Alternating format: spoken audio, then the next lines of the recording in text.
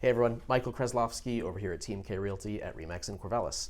So this market is getting so competitive and so intense, and there are so many buyers compared to the number of sellers that not only are we as realtors showing the same home over and over, but at least in my business, and I know I'm not the only one, we're starting to write offers over and over on the same home for multiple clients even.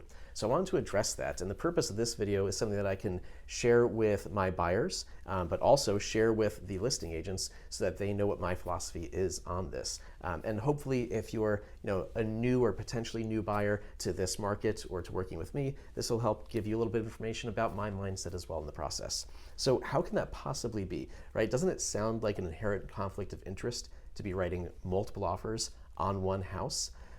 Quite frankly, it does sound really weird at face value, but I have found in my experience that it's actually easier to do this. I'm more comfortable, I should say, doing that than I even am when I have a buyer wanting to buy one of my own listings. That, which is called disclosed dual agency, that can be a little bit challenging. I'm not a super big fan of doing that myself, but I don't mind writing multiple offers on the same listing, and here's what happens. So we've got a very fast-paced market without a lot of instant inventory at any given moment. So there's like one house for sale and it's Saturday, and I show that house to 2 or 3 or 4 buyers sometimes. So my buyers are always asking me the same questions, and I'm giving them the same advice, and that's the key thing here, right? Is if I'm saying to a buyer, okay, this house is listed for, making up numbers, let's say 385, but you know what, it really wouldn't surprise me if it hit like 410 or 420K, but you've got to decide, in your heart, what is the maximum price you're willing to pay for this house based on your goals, your criteria, and what that monthly payment would mean based on your down payment. It's always up to the buyer to make the decisions, and we as the real estate agents are here to guide them and provide context and help them in the process. So it'll be that we've got multiple buyers sometimes wanting to write offers. Okay, great, I'm giving everyone the same advice. Here's where it's starting, here's where I think it could go. What price do you want to do as a buyer? What's your comfort level? And most of the homes that we're selling, most of the time when we are writing offers, we're writing in this market escalation clauses. So the buyer is not just writing an offer saying, here's my price, they're saying, here's my starting price, but I'll beat competing offers up to this max price. So I can give multiple buyers the same advice and end up with some pretty different escalation clauses, and that doesn't matter, because even if they're the first and second place buyer, they're still neck and neck price-wise. Let's say one buyer says, I'll start at 385K, but I'll go up to 410K. Okay, great, they've got a max of 410K.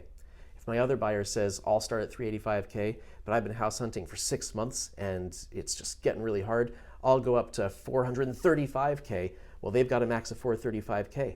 Let's say that these buyers are first and second place.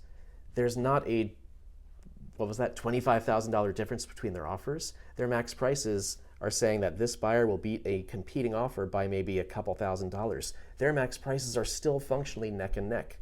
It's all of the other terms that end up being the deciding factors for the sellers. So now I've got multiple buyers with vastly different escalation clauses, but functionally pretty close prices. The buyers then decide individually, am I comfortable promising no repairs? Maybe they both are.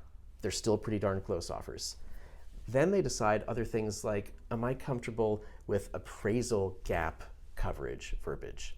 Saying that, hey, we know sellers, we know that this price is getting bid way up because that happens most of the time in this market. So in the event of an appraisal that doesn't support this value, we'll cover the difference up to maybe 5K in cash. Or maybe this one says up to 50K in cash. Their offer prices are still pretty darn close, but their terms can be vastly different. We can get completely different offers because different buyers have different amounts for things like appraisal gap coverage that they're willing or able to do for a given home. Let the seller decide. So if I'm sending you this as a listing agent, for example, because I want you to know my philosophy on this, that's what I want to communicate to you, is that there's no funny business going on in the background.